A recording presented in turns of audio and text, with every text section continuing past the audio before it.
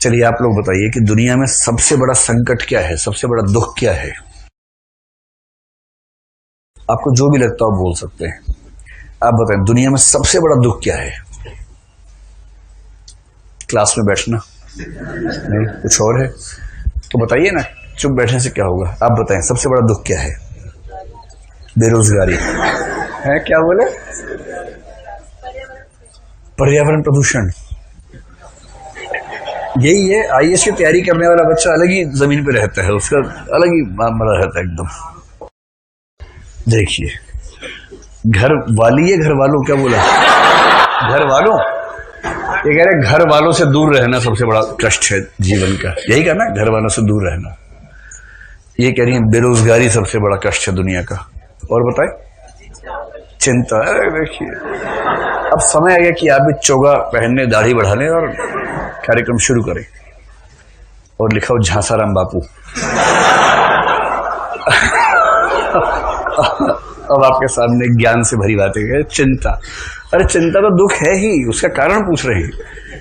सबसे बड़ा दुख किस वजह से जीवन में होता है ना? दो उत्तर मेरे पास आए हैं, बेरोजगारी और घर वालों से दूर रहना। ठीक है? किसी को समझना, ये सबसे बड़ा दुख है।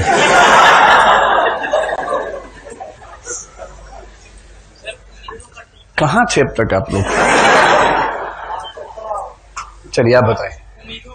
उम्मीदों का टूटना। अभी हाल ही में टूटी है लगता है। ये तो एक तो जिस एंगल से बैठे हैं उससे ही लग रहा है कि आप किसी खास उम्मीद से आते हैं, तो बोर्ड की तरफ नहीं देख रहे हैं, जिस एंगल से बैठे हैं उसी से लग रहा है। तो उम्मीदों का टूटना, और एक दो और बता दीजिए। मानसिक तनाव, गरीबी और असंतोष, हेल्पलेस फील करना। हाँ, एक और लास्ट बस, किसी बीमारी से जूझना, कोई भी रोग, जैसे प्रेम रोग या राजयक्ष्मा या कोई और क्षय रोग आदि, कोई भी रोग। ठीक है, ये एग्जाम्पल इसलिए है कि दुनिया का सबसे बड़ा दुख क्या है, इस पर यहीं पर इतना मतभेद है। किसी को बेरोजगारी से बड़ा दुख नहीं लगता, किसी को गरीबी से बड़ा, और जिसको गरीबी बेरोजगारी नहीं झेलनी पड़ रही है वो क्या कह रहा है? किसी को अपनी बात ना समझा पाना। ये रोमांटिक आदमी है, इसको रोजी रोटी की चिंता नहीं है, रोटी पक्की है, रोटी पराठा मक्खन रखा है घर के अंदर। मेरे इमोशंस को समझ नहीं पा रहा है। किसी को मानसिक तनाव का दुख है क्योंकि भौतिक तनाव उसके जीवन में नहीं है। जिसका पेट भरा होता है ना, उसका इमोशनल दुख होने शुरू हो जाते हैं उसके बाद। हाय, मुझे समझ नहीं पाया है, क्योंकि इसकी रोटी रखी हुई है रात के लिए तैयार। रोटी ना हो तो आदमी पहले मेहनत करता है कि रोटी कम से कम कमा लूंगा रात के लिए, उसके बाद दुख खेलूंगा उसके बाद। ऐसे कैसे दुखी होगा? ठीक ऐसे ही जैसे प्रेमचंद जब 8 साल के थे, उनकी मां मर गई थी। प्रेमचंद की कहानियों में जो दुख दिखते हैं ना, वो दरअसल सारे प्रेमचंद की अपनी जिंदगी के दुख हैं। 8 साल की उम्र में उनकी मां चली गई। दूध का दाम कहानी पढ़ेंगे तो जो मंगल उसमें मातृहीन बालक है, उसका वर्णन पढ़ के आपको लग जाएगा कि ये ऐसे ही कोई नहीं कर सकता है। और प्रेमचंद ने एक जगह लिखा भी है कि दुनिया में सबसे बड़ा दुख किसी बच्चे का मां के बिना होना है। अपनी जिंदगी का ही दुख है। जब उनके पिता 50 साल के थे तो पिता ने दूसरी शादी कर ली, और दूसरी मां से इनकी बनी नहीं बिल्कुल भी, विमाता। इससे उनकी कहानियों में आप पाएंगे ऐसा दुख कि जहां दूसरा विवाह हुआ तो बच्चे पर क्या गुजर रही है। मन्नू भंडारी की एक कहानी है, एक उपन्यास है आपका बंटी, कभी पढ़िएगा, बहुत शानदार उपन्यास है, छोटा सा है, इसी थीम पर है। फिर प्रेमचंद ने बेरोजगारी खूब देखी।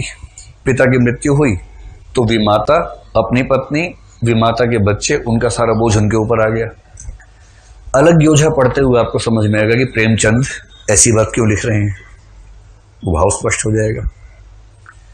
फिर प्रेमचंद की जब शादी हुई, 15 साल के थे, उनके पापा ने कहा बेटा शादी करवा दे। बोले हाँ करवा दो। खुद ही अपना तंबू वंबू बनाया, खुद ही मंच बनाया, लकड़ी बांस छील के, बहुत खुश थे मेरी शादी होने वाली है। और शादी के बाद, उस जमाने में शादी के बाद पहली बार देखा जाता था, पति पत्नी एक दूसरे को देखते थे। तो शादी के बाद देखा तो जिस रस का संचार हुआ वो श्रृंगारने विभत्स था या भयानक रस था,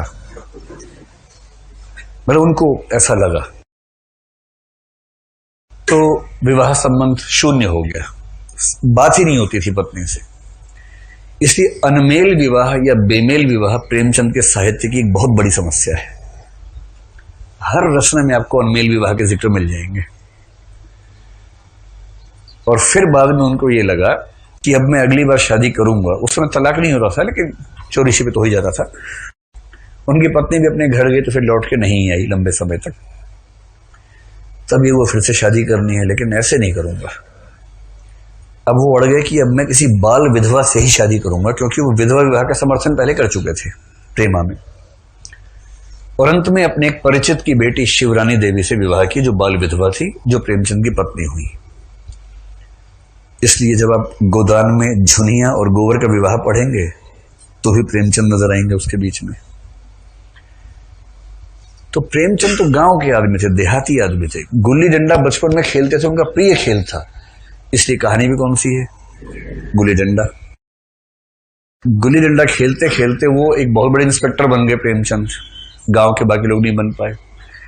इसलिए जब आप पढ़ेंगे मैं और गया, तो वो मैं कहीं ना कहीं प्रेमचंद खुद ही होते हैं। उनकी अपनी जिंदगी का ये भाव है। तो प्रेमचंद की लगभग हर कहानी में प्रेमचंद खुद बैठे हुए हैं, और प्रेमचंद गांव के आदमी हैं। इसलिए गांव की समस्याएं, असली जीवन की समस्याएं, आर्थिक समस्याएं उनके पास केंद्र में है, सामने है।